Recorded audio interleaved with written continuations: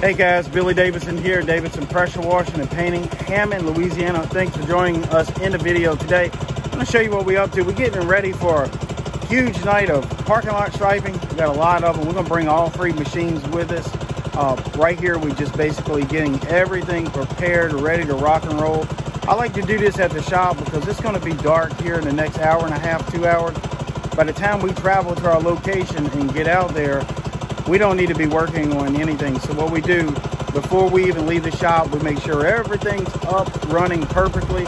We'll go through each machine. We're gonna be bringing 3 of them tonight, making sure they all running well. They get full of fuel, check the oil, they're spraying properly. So I'm gonna show you what we're doing right here. We're working on a Titan 2850, and I was gonna mention to y'all guys, I get tons of calls and texts wanting to know where they can buy these machines at. I'm gonna put a link in the description to our little store that we got. We partnershiped up with Asphalt Kingdom, and they furnish these machines. Now this machine here is just a few months old. It's starting to look a little rough. We use them so much, you know, can't help but get the paint on it. Let's see, we got some flow coming out. No flow yet. No flow yet. So we're waiting on that to prime and purge up. This is a little Titan 850, PL 850. You can find those too. Now this is an old one here. This thing right here is, I don't know, 12, 13, 14 years old. We just cleaned it out. It looks horrible, but trust me, this thing purrs like a kitten. This thing has made me hundreds and hundreds and hundreds of thousands of dollars, no joke. Right now, we just pretty much use this for our ADA blue stuff, so that's where you see that. But we got it all ready to go. Now, I have had this one rebuilt a couple times. The engine's never been rebuilt. It's a little Robbins engine, and I don't never expect it to be rebuilt. They seem to run forever. But these pumps here, of course, you know, they take a beating. All the paint's on it. You know, every spot of paint's from a job. But these pumps, we don't rebuild them ourselves too much because they're a little bit complicated. I have done it before. I don't like to do it.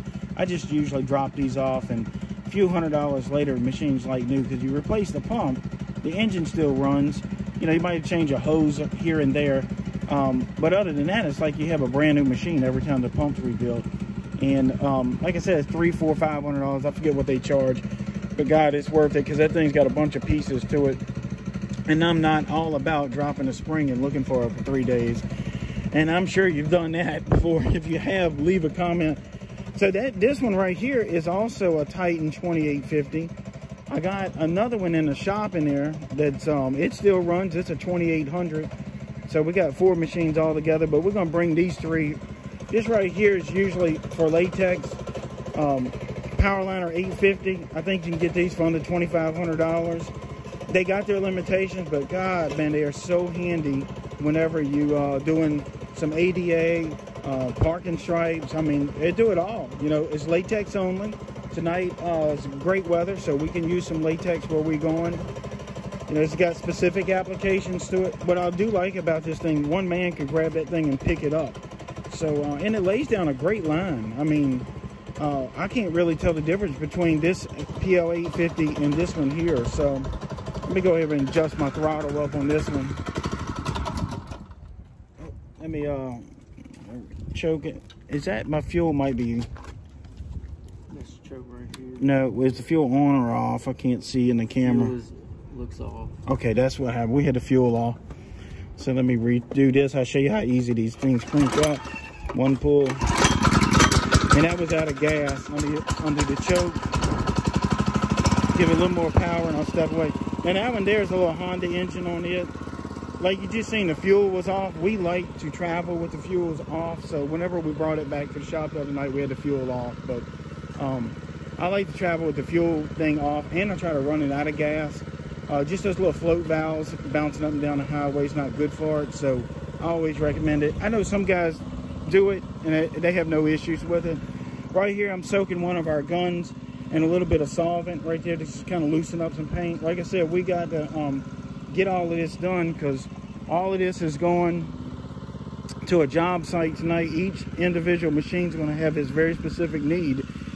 So we're going to have 3 guys striping, plus myself, tending to things as well, and make a lot of money. And guys, if you interested in learning more about parking lot striping, I'll put some information in the description as well.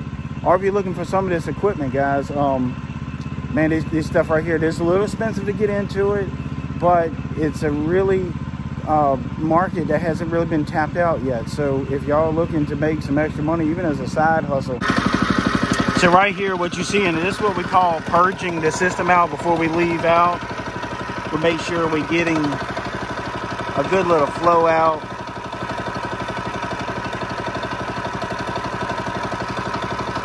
Reason why we do this, this lets us know our filters are good and tight, our system's ready to all cleared out. Sometimes these hoses, they're 50 feet long on these spray lines, so they can get a clog in them. Parking lot striping paint is inherently fast drying paint, and sometimes you'll get a little clog, and I'd rather do this during the daylight than, you know, being out in the middle of the parking lot at night.